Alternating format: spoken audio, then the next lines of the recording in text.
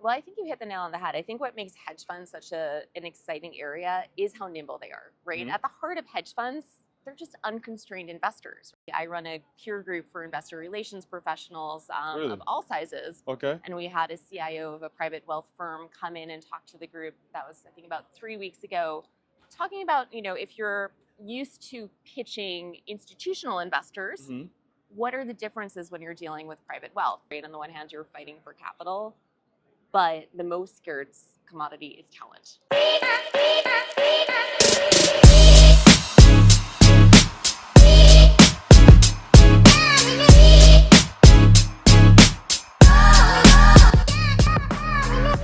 We are joined today by Michelle Noyes. Thank you for doing this interview with Thanks me. for coming. No problem. We are at an event co-hosted by AIMA, the Alternative Investment Management Association, and the Black Hedge Fund Professional Group. So, Michelle, tell us about a little bit about AIMA, yourself, your role in the group, and the event that you have going on today. Sure. So AIMA is the Alternative Investment Management Association. We're a trade body, an advocate for alternative investments. Our roots are in hedge funds, which is really the most liquid part of alternative investments, right? Alternative investments being that ecosystem with hedge funds on one side and then an array of private markets. Yeah. We also have the Alternative Credit Council in private credit, so we cover that. And we really act as a voice for the industry when governments are thinking about new regulation that's going to affect how we operate. We do a lot of investor education. We co-founded the CAIA certification for alternatives back in the day. Yeah. We just really try to raise up the entire industry as a whole. And we're funded by our members, which are largely investment management firms. We also then try to be a practical resource for those firms. We try to see how can we help support their business growth? How can we save them time and money? And honestly, the thing that we do most often is everybody asks us, what is everybody else doing? Right. How do I handle, if it's a changing regulation or if it's a new investor trend, or maybe digital assets enter the scene. There's a lot of complexity with that. How do I handle a lot of regulation. How do I? Exactly. Should I start a fund? So, how do I do that? Right. Exactly. Yeah. And should I start a fund? We have a large number of emerging managers that we work with and help them navigate. It's really the everything else that goes into running a fund. There's investing, which is your special sauce. Right. But then you need to know all of the operations. You need to have a strong compliance program to stay out of legal trouble. Right. You need to have technology. You need to be able to raise money for your fund and work with investors. And it's all of that we really get involved with. So it's a fun, multifaceted job. Wow. I had the Americas from New York, which means I do a little bit of a lot. I actually used to be a member when I worked down in São Paulo, Brazil. Okay. And then I joined the association, and 12 years ago when I was moving back to the US, AIMA, which is headquartered in London and has a very global presence, was opening a US office. So I joined for that opportunity, and now I really help, supporting our members, supporting the growth of that membership, doing outreach, and then work closely with our government and regulatory affairs team that does like the detailed work in our advocacy side. Wow. Yeah. A beautiful long history there. So you used to work in Brazil, and then what was the work like in Brazil in the hedge fund space? Oh, that was fascinating. So I'm a big proponent that if you have a chance to go abroad or just like really to take a risk like that in your career, it really pays off. But I had an opportunity to move down and work for a local asset manager. I was the only non-Brazilian in a firm of 50-something people. Oh wow. And it was a firm that had hedge funds, we had credit, and we did infrastructure investing. And I was managing the relationships with all of the investors outside of Brazil. So that was an absolutely incredible experience. I could only imagine. Yeah. It was and so, good times. What are the obviously hedge funds is always an ever-changing landscape, both regulatory on public market side, even hedge funds that are dipping their toes into private markets in different strategies. What's top of mind today in the hedge fund space as Q2 is wrapping up and heading into the second half of 2024? Yeah, well, I think you hit the nail on the head. I think what makes hedge funds such an exciting area is how nimble they are, right? At the heart of hedge funds, they're just unconstrained investors, right? They're investors that have all of the tools in the toolkit. They don't just have to go long. They can go short. They can use derivatives. Right. As you alluded to, there's more crossover with private markets, and you see these hybrid investors.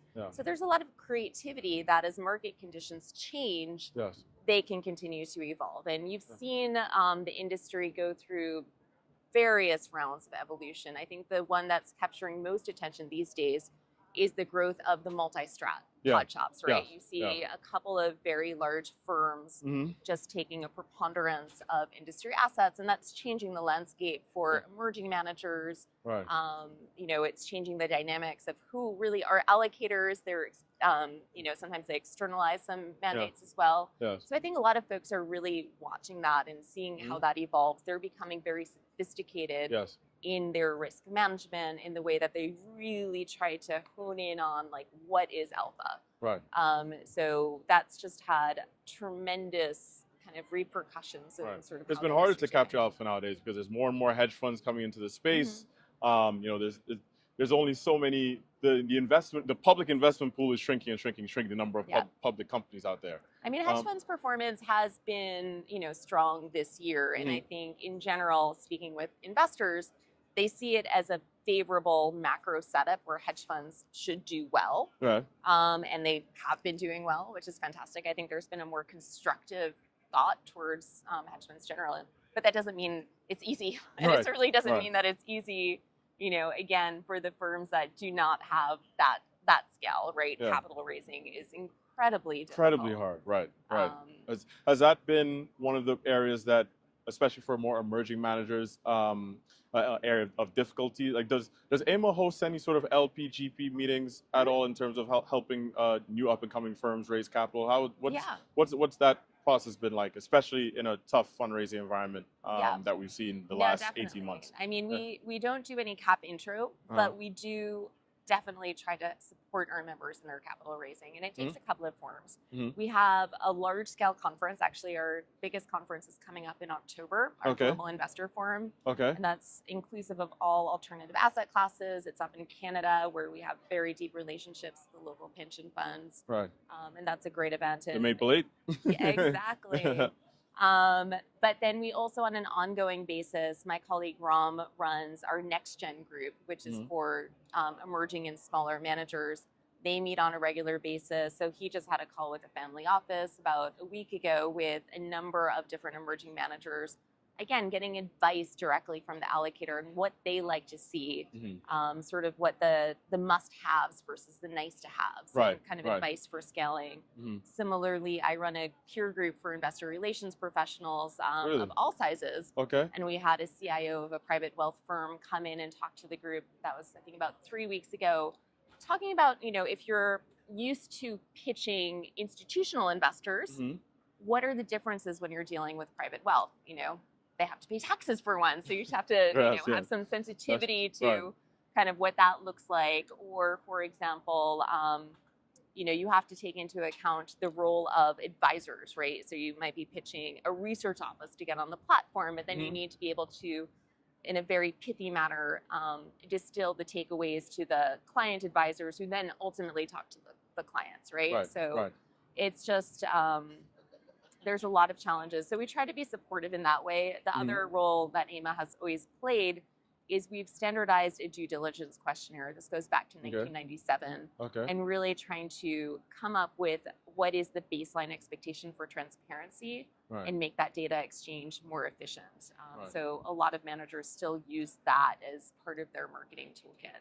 So we're trying to help, just because, again, we recognize that the difficulties there. It's hard for everyone, and if it's hard for everyone, it is exponentially more difficult for an emerging manager. Yeah, especially. What would you say is that cutoff point where they've raised a certain amount, like, I guess, an asset level where they say, okay, you're not an emerging manager anymore, you're more mature, and so there's less hand-holding, because you know what it is? I talked to, it was more on the private equity side, though, but I've heard similar on the hedge fund side, where there's emerging manager programs. They've raised a certain amount of capital, but now when they're sort of in their middle tier, they're the smallest fish in the biggest pond. Right? So now it's this limbo phase of, okay, I'm not an emerging manager, so I'm not getting all the emerging manager support, but I'm still not one of the mega funds where you know, where I'm just a brand name and capital is going to come. It's interesting. You easy kind to of me. don't see, there's like this valley where you don't see a lot of people hang out, say between the 500 million and the billion. Yes. Like you either you escape velocity or you kind of so get stuck. the few that are in there, it is this vacuum. I think it's very dependent by asset class, right? So you look at something like private credit in the corporate direct lending space. It is a game of scale. Right. I mean, we saw headlines today that a $30 billion from Ares, right? Yeah. So incredible. That is an asset class where I think I saw another stat. 3 funds have raised 60% of all of the AUM for 2024. That sounds believable. Yeah, that sounds believable. So that's very scaled. Hedge funds actually have a much longer tail compared to other asset classes. Again, you have a couple of these multi-manager platforms that have been quite dominant in their space, but you've always had room for smaller and more nimble managers, depending on asset class, right? If you're a long-short equity manager, you just don't need quite as much infrastructure, quite as much data as, say, a more quantitative-driven firm might need. So when you look at like what the break-even is, that is part of it. And then also it's every single investor, right? Some investors are so large that they just cannot write small enough tickets where they're not a disproportionate level of AUM. So you need to know who your audience is and scale that appropriately as you're looking to grow. Right. And then on the flip side, you have, say, endowments and foundations who many of them have a stated preference for boutiques and they don't like going to the mega firms. Right. So there's a lid for every pot. Right. It can just be challenging to find. Right. But you're always going to get no's. So I think you need to understand what is your strength, who are you appealing to, and then really have a story and an edge to communicate because you need to be memorable. You need to stand out. Right. If you're just another fund, it's going to be hard to move the needle. Was that sort of the messaging that when you hosted the panel or I guess the closed-in group of IR professionals? That's sort of the messaging that you gave them. You need to, especially for an emerging manager, I think it's important. Like they're making a bet on you, right? So it could be because you have a fantastic trading strategy. Yeah. But you're the product, right? So you need to have a compelling story about like why now. That's the juice, right? It's the story. Because the returns are returns. You've invested. They know you can invest, but like again, I think it's the storytelling. If the numbers don't back it up, like that's just a story is not enough. The number, but also just numbers is not. The enough. Numbers are the table stakes, right? So if you don't have the numbers, you're not going to get in the door in the first place. But then it's the compelling story as to the why and your strong why and getting the buy-in from exactly. that. I think outside of that, firms are looking at having the right culture to be attractive to talent, right? At the end of the day, right? Compensation is obviously incredibly important, but they want to also be able to have a place where the best talent wants to work, where they feel like they can make a name for themselves. So I think you're seeing for the firms that are not the largest, they're also getting creative in saying, okay, why me, right? It's been such an environment, right? On the one hand, you're fighting for capital, but the most scared commodity is talent. Yes. Right. Yes, so that's been an interesting dynamic. Yeah. And the culture, how has the culture of hedge funds changed from what it used to be in, call it early 2000s, where it was even the quant firms, I guess, some firms very sharp elbowed places. We've seen some of the firings because of different risk limits, and then you hit a certain risk limit, you're out. Yeah. What's that been like, or how has the culture of hedge funds evolved over time? Yeah, I mean, I think there's just it's interesting because I think if probably 20 years ago, no one was really talking about it, right? Like it's really in the past decade, really, that we've spent more time talking about talent. I think part of it is when hedge funds had to start competing against big tech for technical talent and quantitative talent, right? That became more of a focus. How can we be attractive places to work? How can we get, this creative talent to want to, tackle our challenges that we offer in the financial space?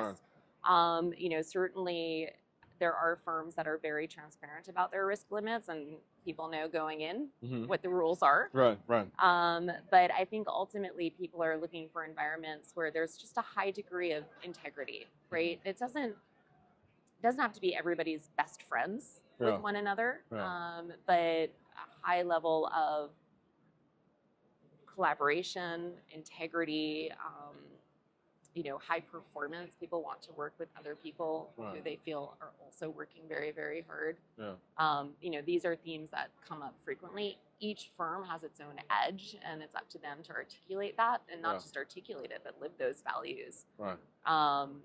But I think you see people come into this industry because they like the ability to make a difference. Right. They like the ability to work hard and get those results and be transparent about those results.